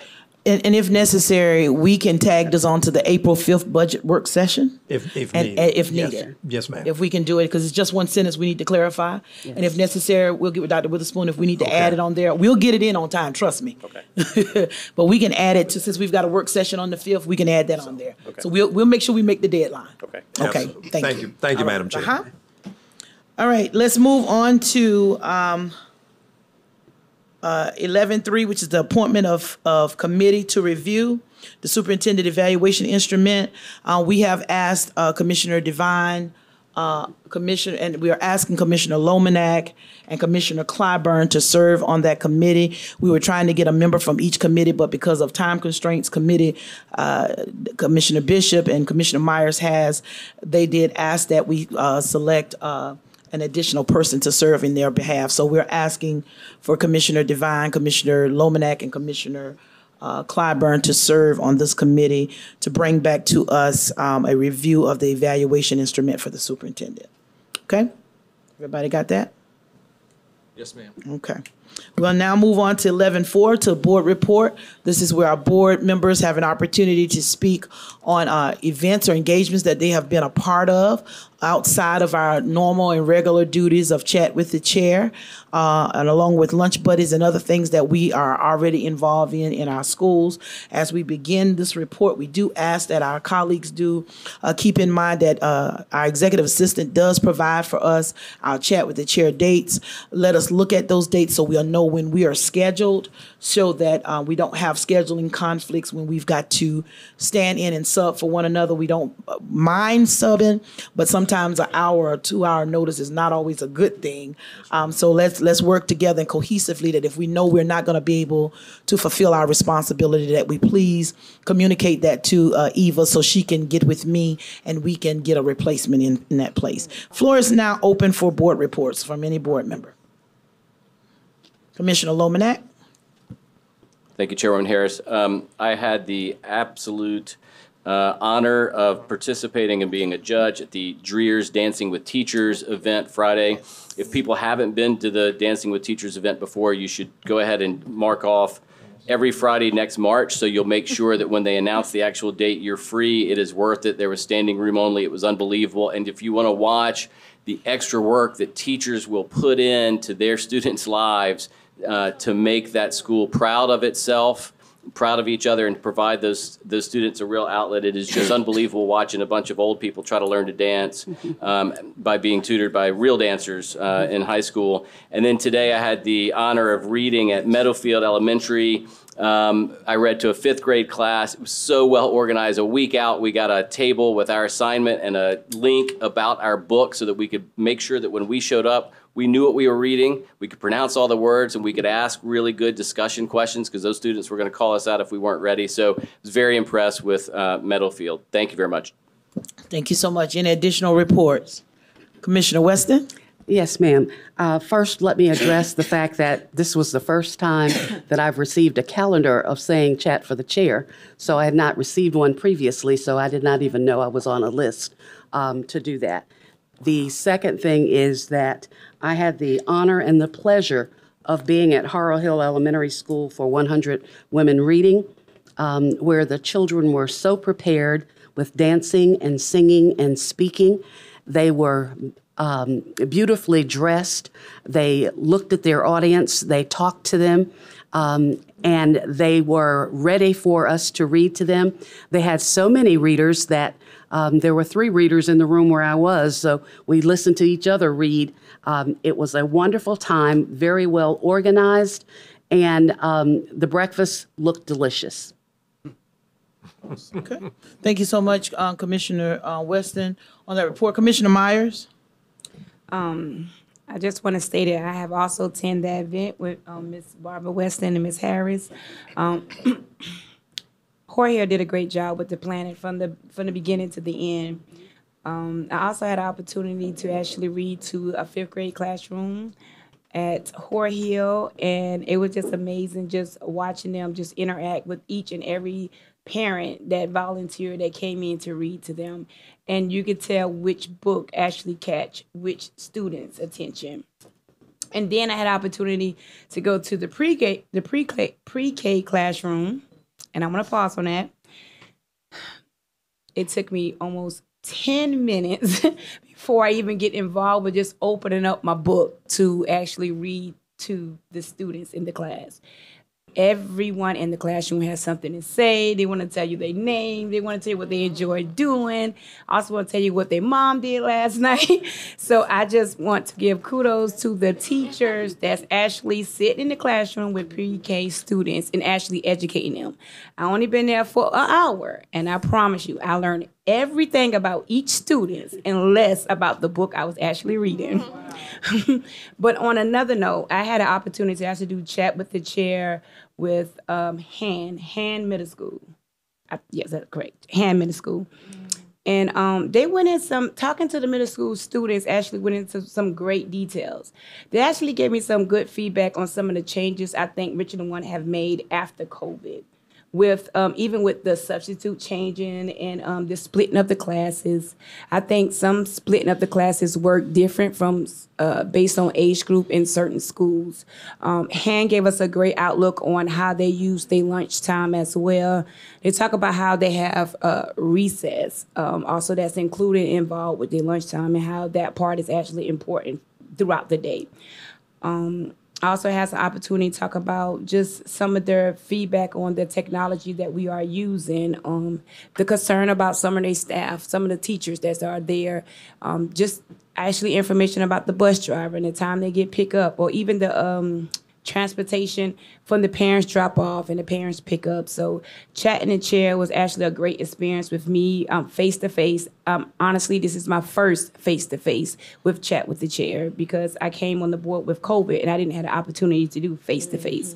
And it was actually very, very different than doing it online. I had time to actually interact with them before we start chat with the chair, even after chat with the chair. And I actually had an opportunity to get lost in the hallway and had several students raise their hand. I'll take you, I'll take you, I'll take you. And I think they enjoy just taking me down the hallway and just pointing at, oh, you know what this is, or you know what this is. And I had on heels, but I had a great opportunity just walking through the halls of Hand Middle School as well. So I'm finished. Thank you. Any additional reports? Commissioner Bishop? I want to give a shout out to Southeast. Went over there, and man, what a unique experience for vocabulary to be highlighted, and so many great men, community leaders being there. Even had a personal escort by Richland County SRO throughout the building, but just a wonderful reception over there, and what a great event. The students were well behaved and they respected their leadership of the district, but it was just a great experience for real men read, and I want to acknowledge them. Thank you. Okay. Any additional reports? Commissioner Devine? Thank you, Madam Chair. I, too, like Mr. Lomanak, went to Meadowfield today and had the opportunity to read to 2 classes. I read to a 2nd grade class, and then I read to a 3rd grade class. Ms. McDowell pitch hit for our superintendent, who had another engagement, and asked if I would stand in for him, and I did. So got him some letters from our students, and also a nice sweet treat for him as well. So we appreciate that opportunity as well. Then also this weekend, our family engagement specialists were out this weekend at Busby Street, and I want to commend them for the work that they put in. It rained Saturday, and they were still there giving out fresh fruits and vegetables. I saw our director of Student Nutrition Services here earlier. I want to thank her for providing those fresh fruits and veggies to our families that came through. It was a Black Family Wellness that was held by the Links of Greater Columbia, South Carolina, and it was a comprehensive and holistic wellness opportunity for our community to come out and get tested for COVID and tested for HIV/AIDS, learn more about mental health, and just other services that were needed in the community. And then also on April the 8th, Rebirth Annual Spoken Word Showcase by Ms. Doris Drake, who is a graduate of W.J. Keenan High School. She's executive director of this organization. Is having a spoken word showcase, and majority of those students are students of Richland School District 1. That's on April the 8th at 4 o'clock at the Koga Center. So I would encourage those who are not out of town for spring break, if you can make it, please go out and support our young people there. Then we also attended the Richland 1 for Realtors event we had a few weeks ago. We thank Karen York and your team, Amber Mackey, for putting that together, and it was well attended and well received.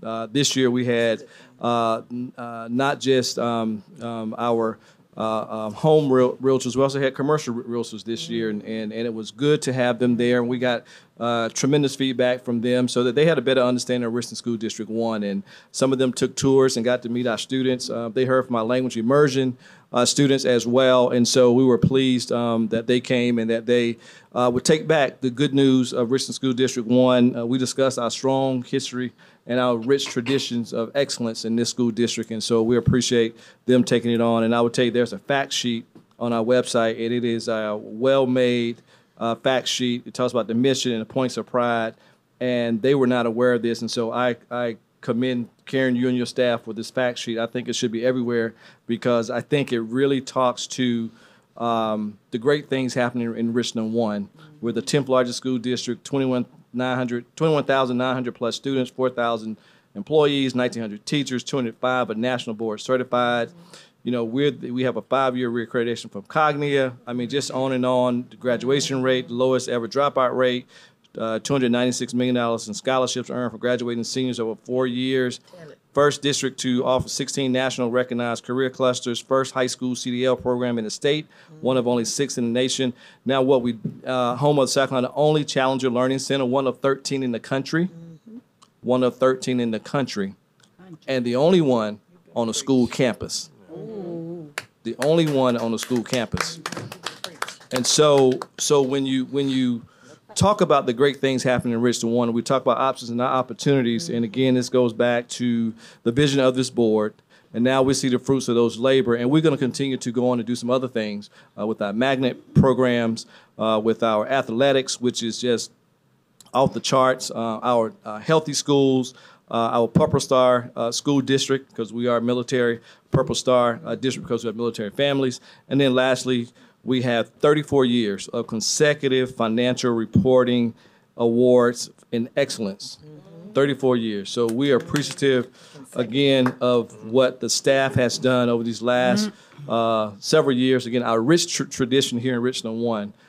We're Richland 1 strong. We continue to be encouraged. We know we hear some things, but we got to continue to be encouraged. I encourage our superintendent. I encourage our cabinet members. I encourage our middle execs. I encourage our principals. And I definitely encourage our teachers to keep on fighting the fight. We got to continue to push. We got to continue to know what is right. And we got to continue to be able to speak up and speak out. And then lastly, I want to recognize Brother Vince Ford had a street naming on the corner of Oak and Laurel Street last Thursday. Is that Witherspoon? Yes. Last Thursday, the 100 Black Men of Greater Columbia, the Omega Psi Phi Fraternity Incorporated, along with Benedict College, presented that to his wife, Patricia Ford. So we are appreciative of the work that he's done. And so we will continue to live that legacy in what we do each and every day. So with that said, Madam Chair, that concludes my report. Thank you. Thank you so much, Commissioner Devine. Any additional reports? Commissioner Weston? Yes, please forgive me. Dr. Brown from Lower Richland invited me back. I had an opportunity to go with my sister to talk to the juniors on B or A Day, and then had to go back to talk with the seniors to share with them from 1965 with starting out with segregation, then starting out with desegregation and integration and going up through the history, sharing it with them and sharing with them things of points of interest, not only for the school itself, but for the community. With Cook's Mountain and Goodwill Plantation and things that they don't even have to go all the way to Charleston to see and know. It was a wonderful experience, and another class wanted to come in to hear it, but the teacher was covering somebody else's class, so the opportunity did not come to fruition. But we wanted to say thank you so very much to them for getting a chance to talk with them, be a part of them, and a part of that community. Okay, thank you so much, Commissioner Weston. Any additional reports? I'll be real brief with my report. I did have an opportunity to chat with the chair on last week at Hopkins Middle, which is my old stomping ground. I went there, so it's definitely a pleasure to spend some time with the young people. Dr. Witherspoon, I did want to ask you in my report with the middle schools, are a lot of our schools doing the club models now? Because this appears to be something big with the middle schools, that it's club day, so they get to go play chess or cook and all kinds of things. We are doing that across the board and continuing to spread that around. Okay. Yes. Also, I attended the 100 Women Read at Horror Hill, was with our Chief of Staff, Dr. Vesey. We had a very exciting little, was that a 3-year-old classroom we were in? Wow. Wow. I thought I was in a room with 25 Eli's. But it was an amazing experience because they were not going to let me and Dr. Vesey out without hugging them and asking us when we were going to come back to see them. You know, you got to be careful when you tell them that you're going to come back, because now we got to go back. Of course, but we had a wonderful time there at the 100 Women Read. And then we had an opportunity to meet with, well, before I share that, I want to thank the Lower Richland Alumni Foundation, which I'm a part of. And I want to thank Snyder. The students of Lower Richland High School came to us and asked, they started talking about school pride and some things and what they wanted to see done. And I'm appreciative that the partnership that has been longstanding with the local Snyder plant there, we were able to provide shirts for every student at that school. There's about 1,200, 1,300 kids. So I want to thank the foundation, the Alumni Foundation, for leading those efforts, along with Snyder and, of course, the Student Council of Lower Richland that worked with us to make that a reality for our students. And then I also had the opportunity to meet with a local pastor that I consider a hero, which is Pastor Nabru of Beulah Baptist Church. And you all know I brag on him a lot because for the past 11 years, his church has just simply adopted the football team there where he feeds them for every single game without fail. And I know that to be a witness because I've been there to see it with my own 2 eyes, and it's good food.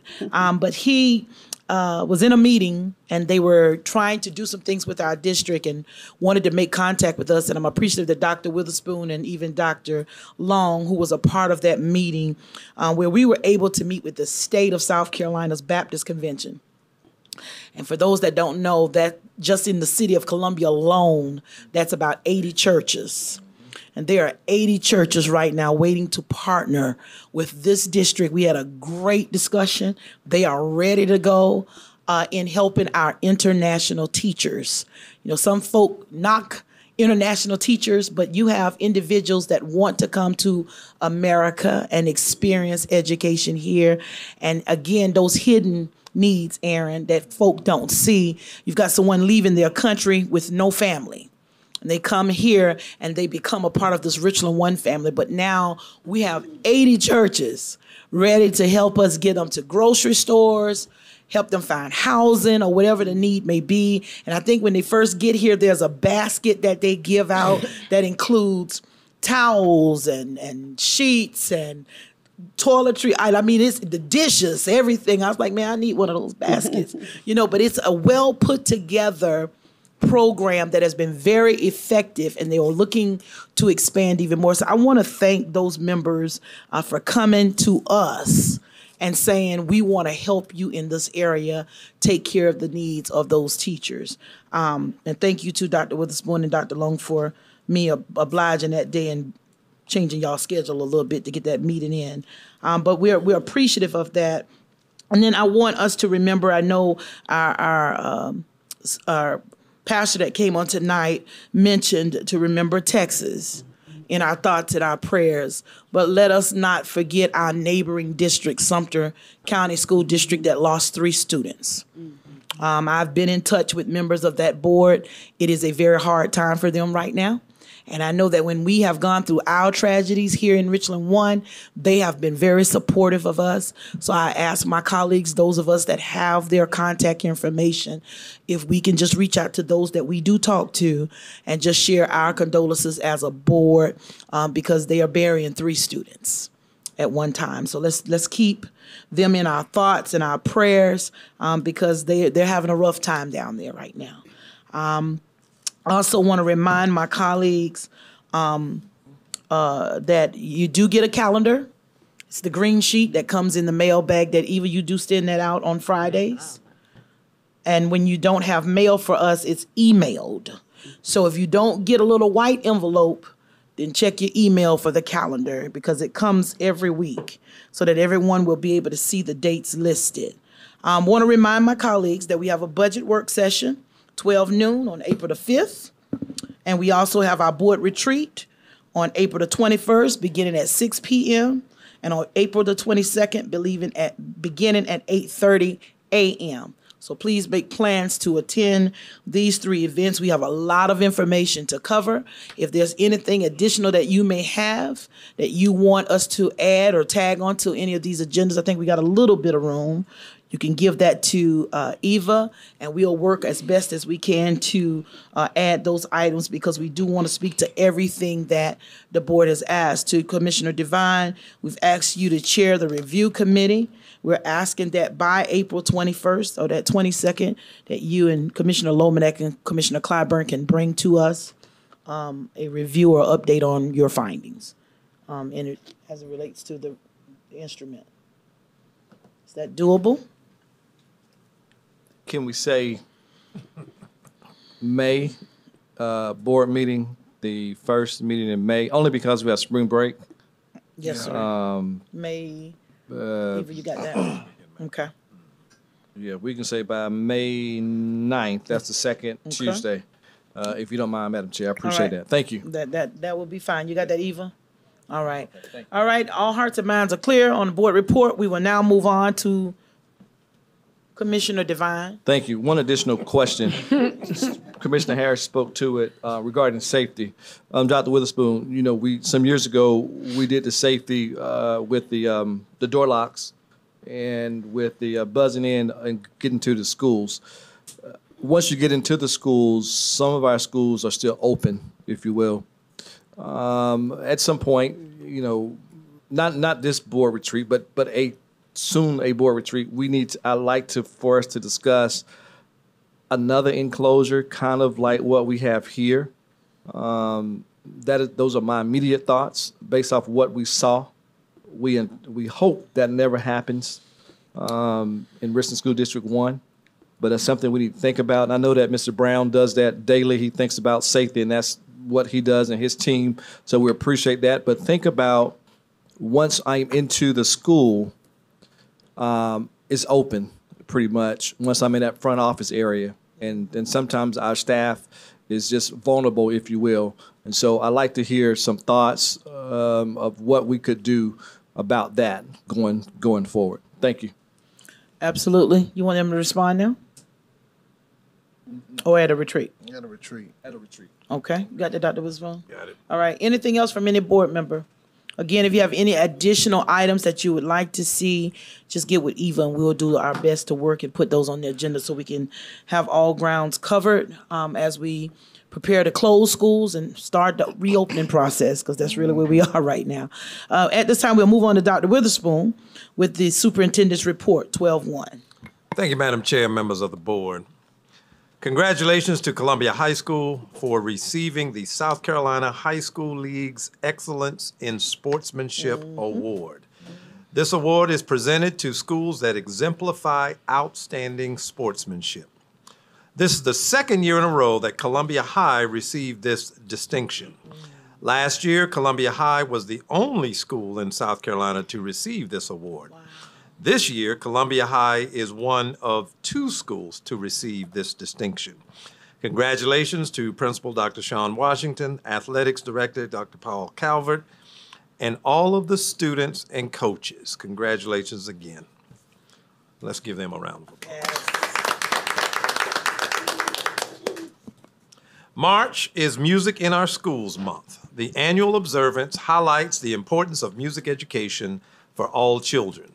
We are proud to have outstanding music education programs in all Richland 1 schools, and we appreciate the work that all of our music educators do every day. And speaking of Music in Our Schools Month, 6 Richland 1 students were selected for the 2023 South Carolina Band Directors Association's All-State Concert Band. In addition, 42 students were selected for the association's Region 3 Honor Bands. Honor Band students from across the state performed in a clinic and concert at Nations Ford High School in Fort Mill in February. The All-State Band students performed in a concert at Furman University March 10th through the 12th. We also want to congratulate 6 Richland 1 band directors for receiving superior and excellent ratings from the South Carolina Band Directors Association. And those 6 are Darryl Bird, Creighton Middle School, Kevin Sweat from AC Flora, Dr. Chris Lee from Dreer, Josh Dunham from Hand, Shantae Sims, Hayward Gibbs Middle, and Costanzo Bryant Martin from W.G. Sanders. And additional information can be found on our website as well. In addition to Music in Our Schools Month, March is also Procurement Month in South Carolina. The observance recognizes the contributions made by public procurement and fixed asset management professionals to the responsible management and monitoring of goods and service. Please join me in thanking our procurement staff as well as our property accounting staff for all they do to help keep our district operating effectively and efficiently. And we certainly have Ms. Outing here representing procurement, and Dr. Sherry Matthews-Hazel for representing fixed assets and what they do in that shop. And thank you all again for your hard work day in and day out to make sure that we are operating as we need to. As a reminder, our spring teacher job fair will be held this Saturday, April 1st, from 10 a.m. to 1 p.m. at Dreer High School. The registration deadline is Thursday, March 30. For more information about our teacher job fair and to register, go to our website at richland1.org/careers. In partnership with the Columbia branch of the NAACP, we will hold 5 free housing clinics for Richland 1 families in April and May. Families that are struggling financially and or facing housing issues can receive free assistance on matters including habitability issues, illegal evictions, utility assistance, and foreclosures. The first housing clinic will be held Tuesday, April 18th from 5:30 to 7:30 at St. Andrews Middle School. The full schedule and for other details, as well as registration links, are posted on our website. And finally, Madam Chair, members of the board, this is our last regularly scheduled board meeting before our spring break. That said, all Richland 1 schools and administrative buildings will be closed April 10th through 14th. Regular schedules will resume on Monday, April 17th. Thank you, Madam Chair. That concludes my report. Thank you so much, Dr. Witherspoon, for that report. And I just want to say this before we open up the floor to our colleagues, because I think we spoke briefly in regards to some incidents that have kind of started the spring of the year, that those reminders are going to be communicated out to our parents to have those wonderful talks with their children, to understand the appropriate behavior expected of them when they come to school. You know how when the temperature rises, the testosterone rises as well. So certainly want to just share that with you. Yes. Again, with my colleagues here present, that's so important to us right now as we get to the latter part of the school year. We'll open the floor at this time for any additional questions or comments from any board member. Commissioner Bishop. Dr. Witherspoon, would you want to mention anything about the Men of Color Summit? Yes, thank you, Commissioner Bishop. We do have students from our high schools attending the Clemson Men of Color Conference, and thank Mr. Abel. And certainly we've had some, you've seen presented at the board, some of our school mentors and so forth. So they've taken teams of students from each of our high schools to that conference, and they have a wonderful strand of leadership for high school students. And it's a great opportunity for them to hear from national presenters, regional, and to get some good leadership information and information about college careers and other opportunities as well. So we thank our students for being a part of that as well. And it's also a great opportunity for like community partners to support that. Yes. I believe Myers Mortuary sponsored some leather bags for some of those students from Keeney High School to go there. So they just wasn't suited and booted, they were suited and bagged. And so it was pretty nice to see that happening. So all right. I wanted to acknowledge that. Thank you. All right. Any additional questions or comments for the superintendent? All right, Commissioner Devine. Thank you, Madam Chair. Dr. Witherspoon, to you or staff, want to mention we recently sold some bonds, and the interest rate and our standalone rating of AA, which is one notch below AAA rating for this district, which goes to the district's strength in growing local economy, the consistent finances, and supporting, improving, and very strong reserves and moderate debt burden. Just as you stated, Commissioner Devine, CFO Matthew Sayers, if you want to add to that, but yes, we did get favorable rating and as well as bond sale. That was a good day saving taxpayers' money, so we did well that day. A low interest rate, and that savings go directly to our taxpayers to reduce Very good. property taxes. And so the interest rate was about 2%, is that correct? Yes, sir. And we raised about $20+ million as stated for Correct. capital improvement projects. Correct. Very good. All right, just want to put that on the record that again, this standalone rating for our school district is AA, which is one notch below AAA, which talks to the finances of this organization and of what we've been doing as a long-standing organization in this community and what we've done to maintain the finances of this organization. So thank you, and thank you to your staff for what you do every day. Thank you. Thank you, Commissioner Devine. Dr. Witherspoon, and to my colleagues, I did receive a letter. First of all, I want to thank Mr. Carlin and his shop and all of those individuals that worked through our water issue. Yesterday was a nightmare for a long time. And I want to thank you for your consistency and being on top of that. When the county and the engineers and even county council individuals reached out to me, I was very appreciative on how they kept us very well updated and was communicating with you all and so forth. And I did want to say publicly so that everyone knows, the flooding that was on Clarkson Road that some were talking about with the buses was not a flooding from the storm. The flooding was from a breach.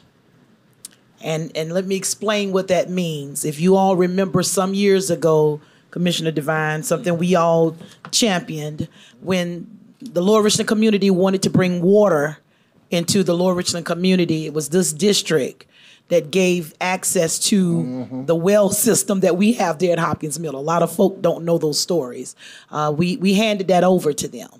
To make sure that the constituents in the community of Hopkins would have water.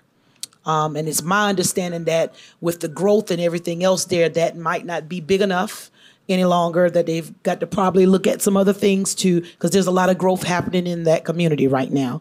But long story short, that breach was not just one breach, and the reason why they couldn't repair it quickly is because it was raining. So the flow of rainwater was confusing them on exactly where the breach was. And they actually had to wait until it stopped raining to track down the breach. And you all know that didn't happen until yesterday afternoon. But I am very appreciative that even almost midnight last night, Dr. Witherspoon, I received a call from the county updating me to let me know that our schools were a go. And that there was one they were still trying to get finalized this morning. And I just want to thank the county because a lot of times these different government entities, they don't get the credit that they deserve, but those engineers were out there all day and night trying to make sure that water was back on at our schools. So I'm very appreciative of that. Mr. Carlin, you want to add something?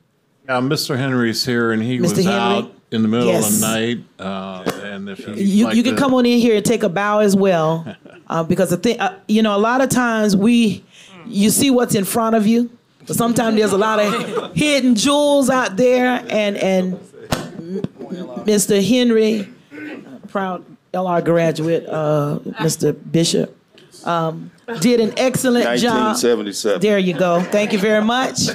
But he did an excellent job, and his team, in making sure that that water was restored at those schools, but not just the schools, the community. And I want to say thank you. And, this is not the first time. A lot of folk don't realize your Christmas break wasn't a Christmas break. That's when we had the frozen pipes. Y'all know about that. We had 13 schools that flooded. I can tell you, Mr. Henry was there, arm was in a sling, had just had surgery, and was not supposed to be out. I'm sorry. I wasn't supposed to tell that. Anyway, he came to see. I did all the work. But long story short, he did come because they did have issues with knowing where to go, this, that, and the third. So he came to make sure his team, handled those issues for us. That was catastrophic during the Christmas break, more than you realize. It was 13 schools. And it was happening back to back. So again, thank you. A lot of times you get called in when there are emergencies, but y'all are always on it. And yesterday was no different. And I just really want to say publicly how much we appreciate you. You might not be the teacher in the classroom, but what you do is just as important to this district, making sure that our students have water. You want to add anything? No, ma'am. Except at Richland County Utilities. Uh-huh. I want to give a shout out to them as well. They kept me informed. I called them at like 4 a.m. That morning. Oh, yeah. They were already on the site because of alarms going off. Mm-hmm. So it was a perfect storm, if you will. In the perfect storm. That's right. They had several things go wrong at the same time. So things worked out. I appreciate it. Thank you so very much. And Dr. Witherspoon, it is normal protocol when these issues happen that we do have emergency water and porta potties, and sometimes the nutrition menu may have to shift or whatnot, but that is normal and standard protocol. Because I know sometimes we ask, well, why didn't we close the schools? Well, your house don't have any water either. So sometimes the school is the safe space, but I know that parents had an option if they wanted to pick up their children or whatnot, they could do that. So I want to thank you for that. Absolutely. And Madam Chair, you are correct. And when we've had these issues, water main breaks and lines and so forth, it's not just impacting the school, it is impacting the greater community. Right. And we do have facilities and access to facilities and so forth, food, water, and kudos to our student nutrition and all of our departments. But it does become a community issue, and we're able to get those resources at the schools. But we always communicate that out. So again, parents have some options and all, but sometimes the best place to be is, at that site. And as we've talked about before, especially at the elementary level, if they, and that's the challenge with some of these early dismissals and so forth. If the parents aren't there, the kids are coming back to school anyway. We've got to make sure they're safe. So kudos to the team with the protocols that we do have in place when these things happen. Thank you so much, Dr. Witherspoon. And lastly, to my colleagues, I did receive a letter from Richland County government and the Department of Transportation.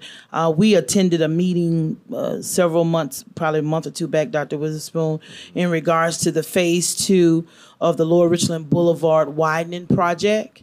And for those that don't know, on Lower Richland Boulevard at the corner of the stadium and Rabbit Run is being converted into a traffic circle. And that is coming real soon. Dr. Witherspoon, I'm sharing this with you because they actually sent me a letter thanking me for attending, and there were some concerns that I did share with them. And those concerns go along the lines of that intersection is gonna be closed for almost 8 months. And you have your transportation office right there. Our buses are gonna be required to make a left and go right into Ghana's Ferry with no light. So I just want to put these things on our radar now so we can prepare. I have asked them to kind of gauge this when we're not in school, but there's no period of time that we're out for 8 months. Correct. But I'm asking that whenever they start, if it could be along the length of time when the kids are out for the summer, so it isn't as bad for us. But I did want to go ahead and put that on everybody's radar that that project is moving forward, and there is going to be quite some time that intersection is going to be closed. So it's going to put a lot of our buses at a disadvantage. I don't know if that's something we can talk to DOT about, maybe a light there, temporary or whatnot, to help get that traffic, or whether a state trooper or highway patrol can help us with that. That's going to be kind of catastrophic for us in that area, that we won't have that 4-way section. So just want to put that on your radar since they did send us a letter on last week. Absolutely. Okay, if there's nothing else for the superintendent, we do have one final announcement, and that is that our next regular scheduled meeting of the Richland 1 Board of Commissioners will be held on Tuesday, April the 18th at 7 p.m. Oh, the date is wrong. That's what you okay, I'm sorry. Okay, y'all ain't got to come on 18th. I'm sorry. April the 24th. No, 25th. April the 25th.